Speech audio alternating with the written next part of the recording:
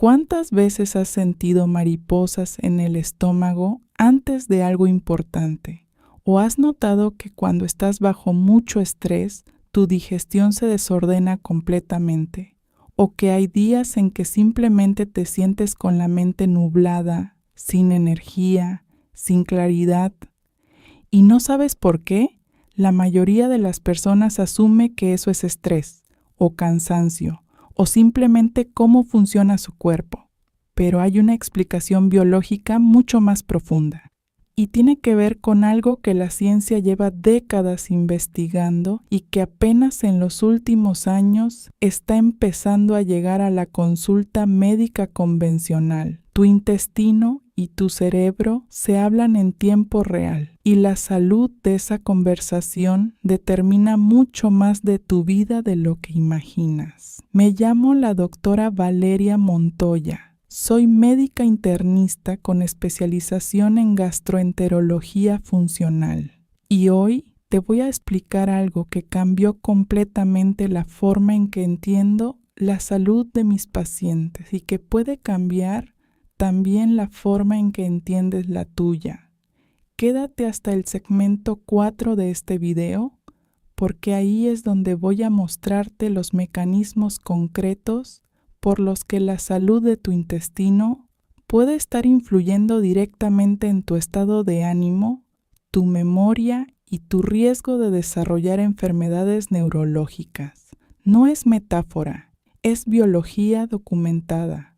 Hay algo que la mayoría de las personas no sabe sobre su propio cuerpo y que cuando lo descubren cambia permanentemente la forma en que se relacionan con lo que comen y cómo viven. Tu intestino tiene su propio sistema nervioso. No hablo de nervios que reciben instrucciones del cerebro. Hablo de un sistema nervioso independiente, complejo, capaz de operar de manera autónoma. Se llama sistema nervioso entérico y está compuesto por entre 200 y 600 millones de neuronas distribuidas a lo largo de las paredes del tracto gastrointestinal, desde el esófago hasta el recto. Para que entiendas la escala de ese número, 200 a 600 millones de neuronas. La médula espinal tiene aproximadamente 69 millones, es decir, tu intestino tiene más neuronas que toda tu columna vertebral. No es exageración científica llamarlo el segundo cerebro. Es una descripción anatómica precisa. Ese sistema nervioso entérico tiene la capacidad de regular por sí solo los movimientos del intestino, la secreción de enzimas digestivas, el flujo sanguíneo local y las respuestas inmunitarias de la mucosa intestinal. Todo sin necesitar instrucciones directas del cerebro que está en tu cráneo. Pero aquí viene lo que transforma esta información de dato curioso a algo que afecta directamente tu vida. El sistema nervioso entérico y el cerebro están conectados por el nervio vago, uno de los nervios más largos del cuerpo humano, que va desde el tronco cerebral hasta el abdomen, atravesando el cuello y el tórax. Ese nervio es la autopista principal del eje intestino-cerebro y la dirección dominante del tráfico en esa autopista sorprende a mucha gente. Se estima que alrededor del 80-90% de las fibras del nervio vago son aferentes, es decir, llevan información del intestino hacia el cerebro, no al revés. Tu intestino está hablándole a tu cerebro casi todo el tiempo. Tu cerebro responde, pero en menor medida de lo que generalmente se asume. ¿Y qué tipo de información manda el intestino hacia arriba? Ahí es donde esto se pone verdaderamente fascinante. Tu intestino monitorea constantemente su contenido, detecta la composición de lo que comes, la presencia de patógenos o sustancias dañinas, el estado de la mucosa intestinal, los productos que fabrican las bacterias que viven en él. Y toda esa información sube por el nervio vago y llega a regiones del cerebro que regulan el estado de ánimo, la respuesta al estrés, la inflamación sistémica y la motivación. Eso no es una metáfora, es un mecanismo biológico con rutas anatómicas identificadas, con mediadores moleculares descritos, con estudios en humanos que confirman sus efectos. Y en los próximos minutos te voy a mostrar cómo funciona ese mecanismo en detalle para entender completamente cómo funciona el eje intestino-cerebro. Necesitas conocer a los actores principales de ese intestino. No son tus células intestinales, son sus habitantes. Tu cuerpo alberga aproximadamente 38 billones de microorganismos, la mayoría concentrados en el intestino grueso. Bacterias principalmente, pero también virus, hongos, arqueas y parásitos. Ese ecosistema se llama microbiota intestinal y su material genético colectivo, el microbioma, contiene entre 100 y 150 veces más genes que el genoma humano.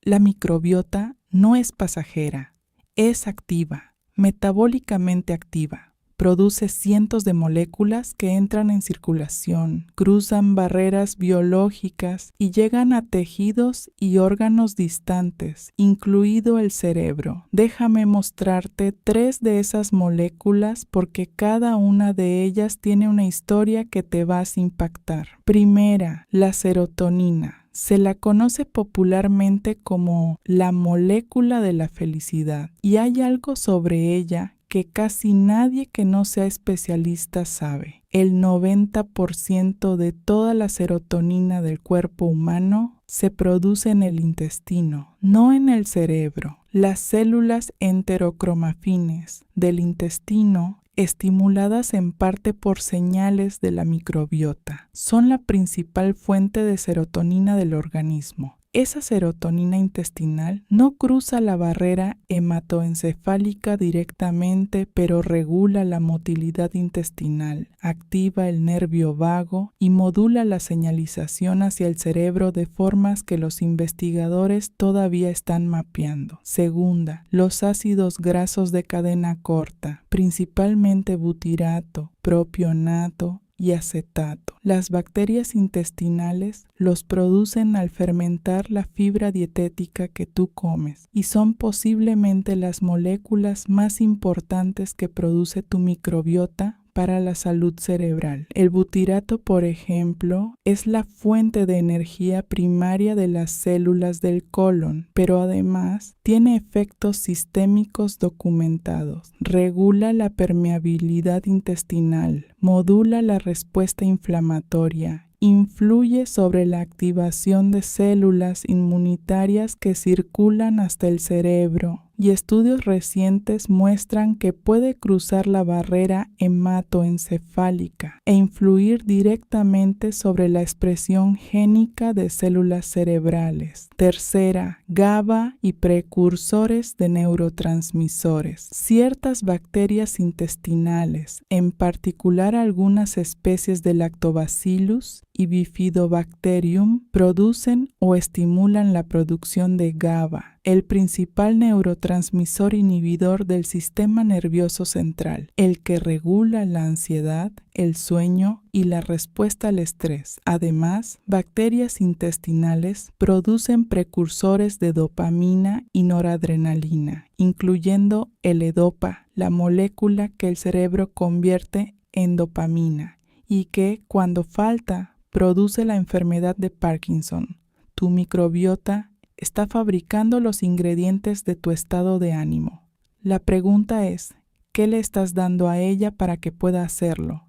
Y esa pregunta tiene respuestas concretas. Llego a ellas en el bloque final. Pero primero necesitas entender qué pasa cuando ese ecosistema se desequilibra. Se llama disbiosis al desequilibrio de la microbiota intestinal, una reducción de la diversidad bacteriana, un aumento de especies proinflamatorias, una disminución de las bacterias productoras de butirato. Y es mucho más frecuente de lo que la mayoría de las personas imagina. Las causas principales son conocidas y están documentadas en miles de estudios. Dieta alta en azúcares refinados y ultraprocesados, bajo consumo de fibra, uso repetido de antibióticos sin probióticos compensatorios, estrés crónico, disrupción del ritmo circadiano por sueño irregular, uso prolongado de inhibidores de la bomba de protones y antiinflamatorios no esteroideos. Pero lo que más importa para entender el eje intestino-cerebro no es la disbiosis en sí misma, es lo que ocurre en la barrera intestinal cuando la disbiosis se instala. Tu intestino está recubierto por una capa de células epiteliales unidas entre sí, por proteínas llamadas uniones estrechas o tight junctions en inglés. Esa capa funciona como un portero muy selectivo. Deja pasar nutrientes absorbidos al torrente sanguíneo, pero bloquea el paso de bacterias, toxinas y fragmentos moleculares que no deben entrar. Cuando la microbiota se desequilibra, la producción de butirato cae, y el butirato es uno de los principales reguladores de la integridad de esas uniones estrechas. Sin suficiente butirato, las uniones se debilitan, la barrera se vuelve más permeable, moléculas que no deberían cruzar, cruzan. Una de las más estudiadas es el lipopolisacárido o LPS, un componente de la pared de las bacterias gram negativas. Cuando pasa al torrente sanguíneo en cantidades anormales, activa receptores inmunitarios que desencadenan una respuesta inflamatoria sistémica. Esa inflamación sistémica de bajo grado, sostenida en el tiempo, llega al cerebro. Y aquí es donde los estudios empiezan a conectar puntos que para muchos pacientes son reveladores. La inflamación crónica de bajo grado, originada en el intestino, ha sido asociada de manera consistente en la literatura científica con depresión, ansiedad, deterioro cognitivo y un mayor riesgo de enfermedades neurodegenerativas. En 2019, un estudio publicado en Nature Microbiology con más de 1,000 participantes encontró que 2 géneros bacterianos, Coprococcus y Dialister, estaban consistentemente deplexionados en personas diagnosticadas con depresión, incluso después de controlar por el uso de antidepresivos. No estoy diciendo que la depresión es una enfermedad intestinal. Estoy diciendo que el intestino es un actor en la biología de la depresión que durante décadas fue ignorado porque no sabíamos que estaba ahí. Ahora sabemos que está. Y eso cambia las preguntas que debemos hacer. Hay otra conexión que quiero mostrarte antes de seguir, porque esta tiene implicaciones que van más allá de la salud mental. El nervio vago, además de ser la autopista de señales entre intestino y cerebro, también regula la activación del sistema nervioso parasimpático, el que te calma, el que activa la digestión, el que reduce la frecuencia cardíaca. Cuando hay inflamación crónica y disbiosis, la señalización vagal se altera, y cuando la señalización vagal se altera, el sistema nervioso autónomo pierde equilibrio. Eso se traduce en mayor reactividad al estrés, peor recuperación después de situaciones de tensión, sueño de menor calidad y en el largo plazo mayor riesgo cardiovascular. Todo comenzando en el intestino. Hasta ahora te he hablado de mecanismos biológicos. Ahora quiero mostrarte ¿qué ocurre cuando esos mecanismos se estudian en personas reales, en estudios clínicos controlados, con metodología rigurosa? Porque hay algo que diferencia a este campo de otros temas de salud populares en Internet. El eje intestino-cerebro no es una hipótesis alternativa. Es un área de investigación con miles de publicaciones en las revistas más rigurosas del mundo, con ensayos clínicos en humanos, con mecanismos moleculares identificados y con aplicaciones terapéuticas que ya están llegando a la práctica clínica. Primer estudio que quiero mostrarte. En 2015, un equipo de la Universidad de California en Los Ángeles publicó en Gastroenterology un ensayo clínico aleatorizado en el que dividieron a mujeres sanas en 3 grupos. El primero recibió un yogur con probióticos específicos durante 4 semanas. El segundo recibió un producto lácteo sin probióticos. El tercero no recibió ninguna intervención. Antes y después de la intervención, todas las participantes fueron sometidas a resonancia magnética funcional para medir la actividad cerebral en respuesta a imágenes de caras con expresiones emocionales.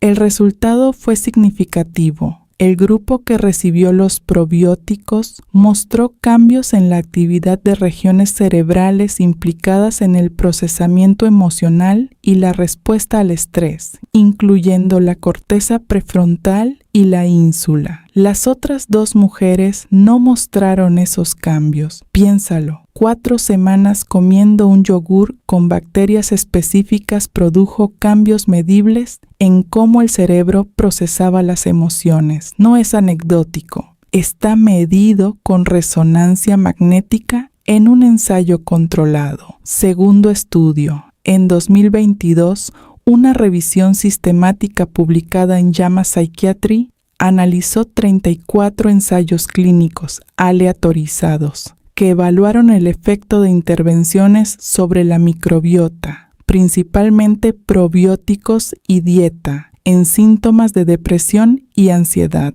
Conclusión: las intervenciones sobre la microbiota produjeron reducciones estadísticamente significativas en síntomas depresivos, con un tamaño del efecto que los autores describieron como moderado y comparable al observado con algunas intervenciones psicológicas. Tercer dato. Este es el que más impacta a mis pacientes cuando lo comparto. En la enfermedad de Parkinson, la acumulación de una proteína llamada alfa-sinucleína destruye las neuronas dopaminérgicas del cerebro y produce los síntomas motores que todos conocemos: el temblor, la rigidez, la lentitud de movimientos. Durante mucho tiempo se asumió que ese proceso comenzaba en el cerebro. Los estudios de los últimos 15 años están desafiando esa suposición con evidencia que nadie esperaba. La hipótesis de Braak, respaldada por múltiples estudios anatomopatológicos, propone que en muchos casos la alfa-sinucleína comienza a antiacumularse en el sistema nervioso entérico, en el intestino, años o incluso décadas antes de que aparezcan los síntomas neurológicos. Desde ahí viaja por el nervio vago hacia el cerebro. Un estudio sueco analizó a pacientes que habían recibido una vagotomía, es decir, una cirugía que corta el nervio vago décadas antes, y encontró que esas personas tenían un riesgo significativamente menor de desarrollar enfermedad de Parkinson que la población general, como si al cortar el nervio se hubiera interrumpido la ruta de propagación. El Parkinson puede estar comenzando en tu intestino. Ese es el tamaño de lo que este eje significa para la salud. No te digo esto para alarmarte, te lo digo para que entiendas por qué la salud intestinal no es una moda de bienestar. Es una prioridad de salud con respaldo científico cada vez más sólido. Y ahora viene la parte que más preguntas genera en mis pacientes. ¿Qué puedes hacer? Quiero ser muy cuidadosa en este bloque, porque el eje intestino-cerebro se ha convertido también en un territorio lleno de productos, suplementos y protocolos que prometen mucho y tienen poca o ninguna evidencia detrás. Lo que te voy a mostrar son intervenciones que tienen respaldo en estudios controlados en humanos, no teoría, no anécdota, no extrapolación de estudios en ratones, evidencia en personas. Número 1, y por lejos, la intervención con mayor consistencia en la evidencia, el consumo de fibra diversa. La fibra dietética es el alimento principal de las bacterias productoras de butirato. Cuanta más fibra diversa consumes, mayor es la diversidad bacteriana intestinal y mayor la producción de los ácidos grasos de cadena corta que regulan la inflamación, la barrera intestinal y la señalización hacia el cerebro. Los estudios muestran consistentemente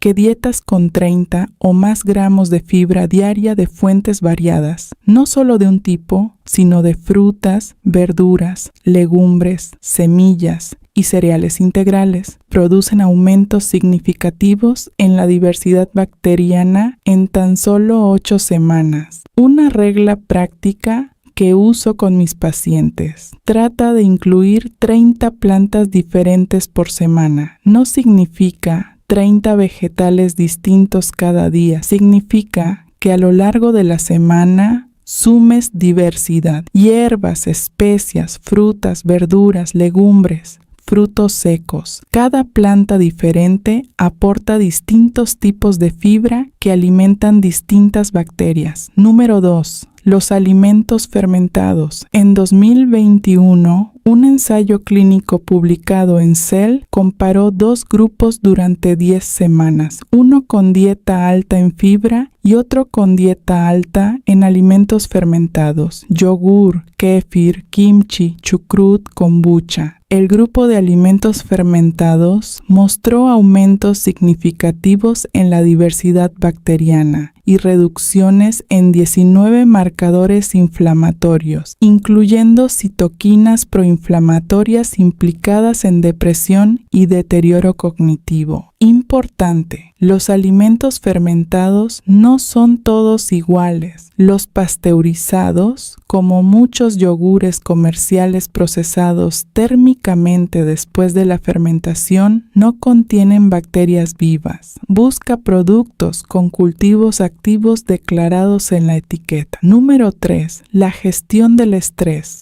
Esto no es bienestar genérico. Tiene un mecanismo directo sobre el eje. El estrés crónico eleva el cortisol. El cortisol elevado de manera sostenida aumenta la permeabilidad intestinal, altera la composición de la microbiota, reduciendo bacterias protectoras y favoreciendo especies proinflamatorias, y sensibiliza el nervio vago de manera que las señales del intestino al cerebro se vuelven más cargadas de alarma. Las intervenciones que reducen el cortisol crónico tienen efectos documentados sobre la microbiota. El ejercicio aeróbico regular ha mostrado en múltiples estudios aumentos en la diversidad bacteriana independientes de la dieta. Las prácticas de regulación del sistema nervioso autónomo, como la respiración diafragmática lenta, activan directamente el nervio vago y modulan la señalización intestino-cerebro. Número 4. Los probióticos. Aquí quiero ser especialmente precisa